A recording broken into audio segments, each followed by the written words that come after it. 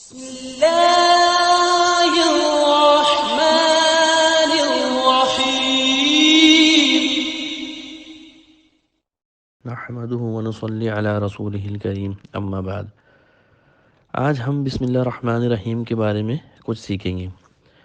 دیکھیں، مسلمانوں کو یہ حکم ہے کہ ہر کام شروع کرنے سے پہلے بسم اللہ پڑھ لو۔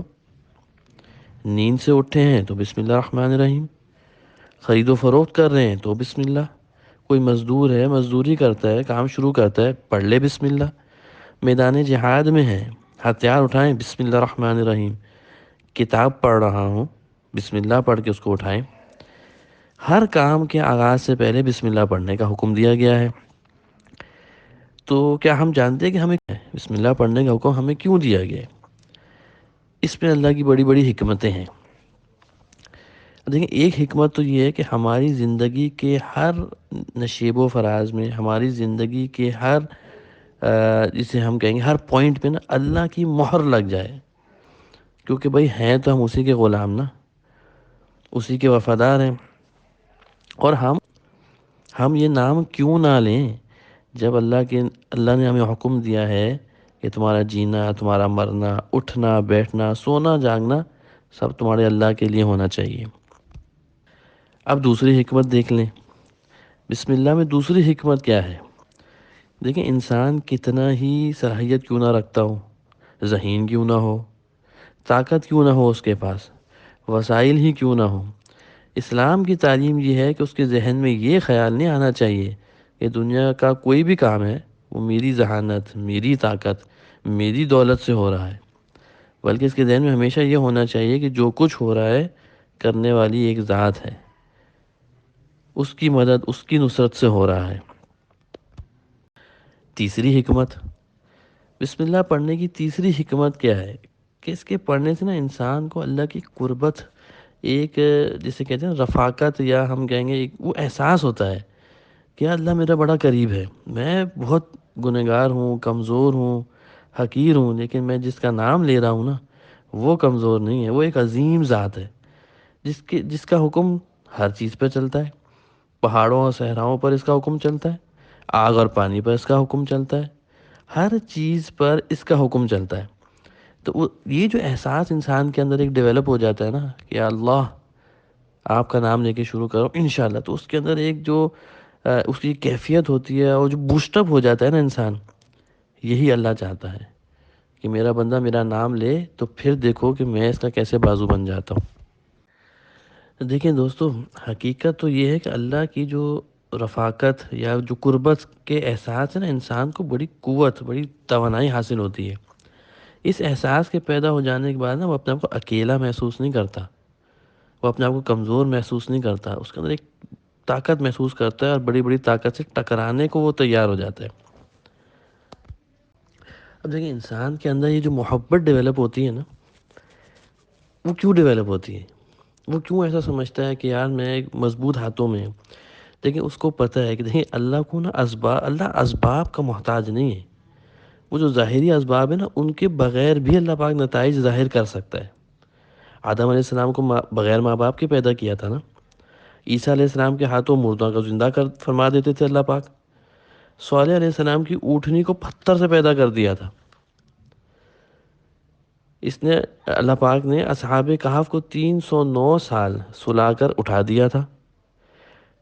مریم علیہ السلام کو بغیر موسم کے پھل دیے، یوسف علیہ السلام کی قمیص سے یعقوب علیہ السلام کی بینائی کو بحال کر دیا تھا اللہ پاک نے۔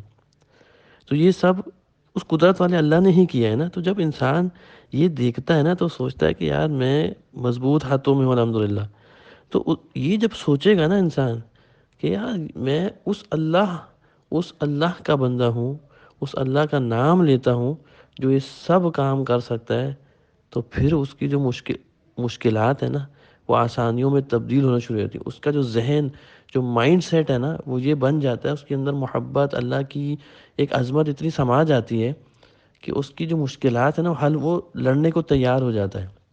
نہیں یار، اللہ پاک کر دے گا انشاءاللہ۔ یہ احساس کے ساتھ کرنا ہے۔ آج تو ہماری زبانوں پہ ہے نا، صرف ہمارے اندر نہ احساس ہے نہ ہمیں پکا یقین ہے صحیح معنوں میں۔ اگر ہم اللہ کو صحیح معنوں میں پہچان لیں نا اس کی پہلی سیڑھی تو یہی ہے کہ ہم ہر کام اللہ، بسم اللہ، بسم اللہ، بسم اللہ، جب اس طرح کر کے چلیں گے نا تو ایک احساس ڈیولپ ہوگا اور ہمارے راستے کھلتے چلے جائیں گے۔ یہ پہلا سٹیپ ہے۔ اب ایک واقعہ میں آپ کو سناتا ہوں جو حدیث پاک میں آتا ہے، مفہوم اس کا عرض کروں گا انشاءاللہ۔ ایک دفعہ آپ وسلم ایک جگہ کھڑے ہوئے تھے، تو ایک صحابی رسول آئے جنہوں نے جو ہوتے ہیں لوہے کے وہ جوتے پہنتے تھے نا، تو آپ کو پتہ ہے کسی کے پیر پہ لگ جائے، کسی کو وہ جوتا لگ جائے تو کتنی تکلیف ہوگی۔ تو وہ صحابی رسول سے کیا کہتے ہیں، وہ تشریف لے کے جا رہے تھے وہ بھی، تو ان کا پیر جس پہ انہوں نے لوہے کا جوتا پہنا ہوا تھا وہ آپ وسلم کے پیر سے کے اوپر آ گیا۔ آپ وسلم زور سے کہا بسم اللہ، اور کچھ بھی نہیں ہوا اللہ کی توفیق سے۔ اچھا، وہ صحابی رسول اس وقت تو تشریف لے گئے، اب وہ گھر گئے، اب وہ رات کو لیٹے ہوئے ہیں، کروٹیں بدل رہے ہیں، ایک پریشانی، وہ بھی اللہ کے محبوب صلی اللہ علیہ وسلم کے عاشق تھے، کیا مجھ سے غلطی ہو گئی، اب یہ کیا ہوگا اور کس طرح ہوگا، مجھے بلائیں گے کیا کہیں گے۔ اتنے میں وہ آواز سنتے ہیں کہ کوئی اور حضرت جی فرما رہے ہیں کہ بھائی فلانا صحابی آپ کو آپ صلی اللہ علیہ وسلم بلا رہے ہیں۔ اب تو انہوں نے کہا کہ جی اب تو پتہ نہیں کیا ہوگا میرے ساتھ، آپ صلی اللہ علیہ وسلم کیا سزا فرمائیں گے۔ لیکن اللہ کے محبوب ہیں تو پھر محبوب نا، اللہ کے محبوب صلی اللہ علیہ وسلم نے ان کو بلایا۔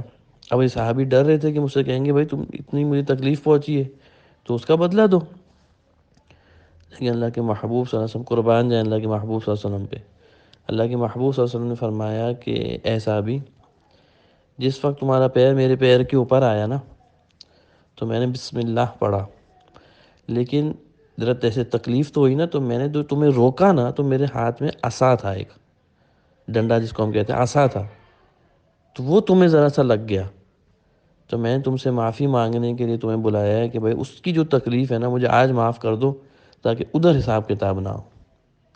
یہ ہمارے پیارے محبوب صلی اللہ علیہ وسلم کا رویہ تھا، ہمیں کیا سکھلاتا تھا کہ اللہ کے بندو جڑ کے رہو، محبت سے رہو، اتفاق سے رہو، ایک دوسرے کو معاف کرو، اور یہ چھوٹی چھوٹی جو باتیں ہوتی ہیں جو ہم درگزر کرتے چلے جاتے ہیں، یہ اس دن کہیں بڑی بات نہ بن جائے، یہیں اپنے معاملات کو سمیٹ لو۔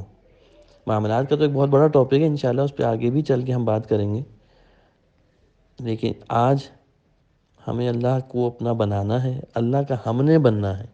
لیکن اللہ پاک صرف اس انتظار میں ہے کہ میرا بندہ آئے، پھر دیکھو میں اس کو کیسے بلندیوں پہ لے کے جاتا ہوں۔